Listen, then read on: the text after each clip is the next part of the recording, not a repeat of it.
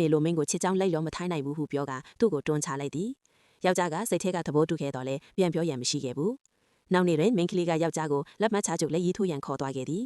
ချမ်းသာလေးမိခင်ကအလွန်ပျော်ရွှင်ပြီးဒေါ်လာ10 သန်းတန်ဖန်ကတ်တစ်ခတ်ပေးရသည်မိန်းကလေးကလည်းအနာဂတ်တွင်ယောက်ျားကိုကောင်းမွန်စွာစောင့်ရှောက်မိဟုကတိပြုခဲ့သည်ဆရာဝန်ကယောက်ျားရဲ့ချရဲ့တလုံးများကိုတွေးလည်ဖတ်မှုကောင်းမွန်စေရန်ပုံမှန်နှိမ့်နယ်ပေးရမည်ဟုပြောခဲ့သည်ထို့ကြောင့်မိန်းကလေးကနှိမ့်နယ်နည်းကိုအလေးထားသင်ယူခဲ့သည်သူမ၏အာယုစိုက်မှုကိုမြင်ပြီးယောက်ျားကစိတ်လှုပ်ရှားသွားတော့လေမဝွန်ကန်ခြင်းပဲဘာမှမခံစားရဘူးဟုတမန်ပြောလိုက်သည်ထိုစကားကိုကြားသည်မိန်းကလေးကသူ့ပေါင်ပေါ်ကိုထိလိုက်တဲ့ချင်းယောက်ျားကလန့်ပြီးသူမ၏လက်ကိုဖမ်းလိုက်သည်ဒီမြင်ကွင်းကိုမြင်တဲ့မိခင်ကစိတ်ချလက်ချဖြစ်သွားခဲ့သည်တနေ့တွင်ယောက်ျားရဲ့အဟောင်းချက်သူအိမ်သို့ရောက်လာသည်သူမကဒီမိန်းမကမင်းနဲ့မတန်ဘူးကွာရှင်းလိုက်ဟုပြောသည်ယောက်ျားကချက်ချင်းထွက်သွားရန်ပြန်ပြောခဲ့သည်မိန်းကလေးကအံ့ဩသွားပြီးသူမအတွေ့ရက်တီပေးမိဟုမျှော်လင့်ခဲ့ပြီးမိန်းကလေးကယောက်ျားနာသို့လမ်းသွားပြီးအဟောင်းချစ်သူကိုခွေးနဲ့အတူချက်ချင်းထောက်သွားရန်ပြောလိုက်သည်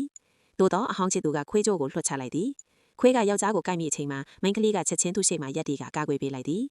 ဒီဇလန်မှာမာနကြီးပြီးစိတ်ထိခိုက်နေတဲ့ယောက်ျားတစ်ယောက်နဲ့မလျော့မနာအားပေးကာကွယ်ပေးတဲ့မိန်းကလေးတစ်ယောက်တို့ကြားချက်ချင်းမေတ္တာတဖြည်းဖြည်းပေါက်ဖွာလာပုံကိုပြထားသည်